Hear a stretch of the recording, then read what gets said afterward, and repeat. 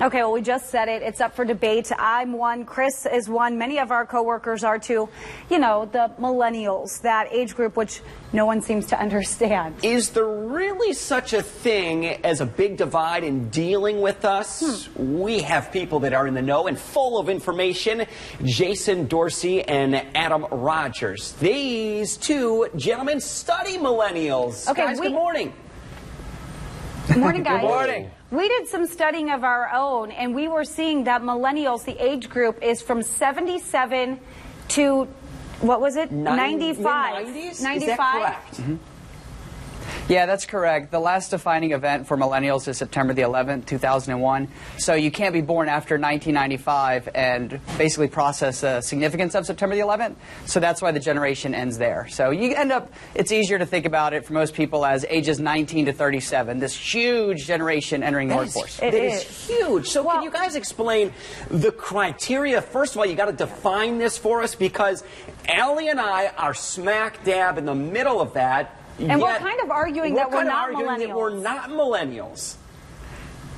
Yeah, so let me answer that if it's okay, Adam. Yeah, please. The research we do at our center shows that our generation is actually breaking in two. It's called a dislocation, and you're ending up with one segment of the generation that's doing everything we're supposed to be doing that other generations did. We're just doing it on average 3 to 5 years later. And then you've got another part of the generation that isn't creating this real-world traction, and we're seeing this kind of divide, if you will. And for some reason, around age 30, you self-select into one group or the other. And what's interesting about that, for example, in the research we just did, is we found that over 30% of all millennials said that it was absolutely okay to show up to a job interview more than 5 minutes late. Wow. And over 30% also said they could text during the interview. What? So See, we are not you can in start that. to see the divide. So there's a divide. I call that half the Kardashian generation. And I call the other half what Chris and I are in, I guess would be millennials. But I always talk about how in that Kardashian generation, if you will, they look at jobs as, you know, they can quit their job if they don't get a vacation day granted and go get another one, and they can kind of do whatever they want. Whereas, you know, we were taught different, our parents were taught different. You work hard and you stick with your jobs, and that's, you know, kind of dignity there.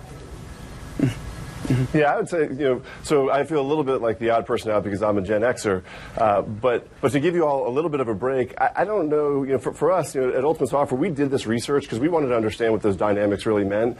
And there's a lot of publicity around some of the more negative connotations.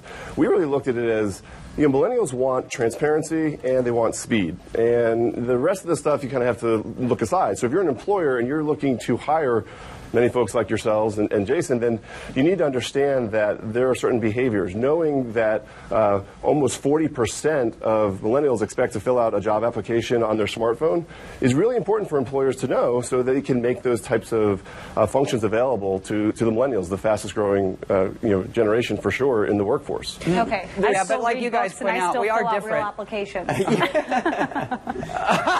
If you have a pen, you're not a millennial. Well, I know. I Dang mean, it really kind of takes you through the history of your life, too, and it makes you identify, yes, I did that. No, I didn't do that. Yes, I fall into that category. Or no, I don't. No, we didn't have Facebook. Yeah, we didn't have Facebook. I didn't have a cell phone until I was into college and stuff like that. Where do you guys You had a printed yearbook. It's incredible. I know. Yeah, what is this printed yearbook? Where do you guys see the future going with this information that you guys came up with?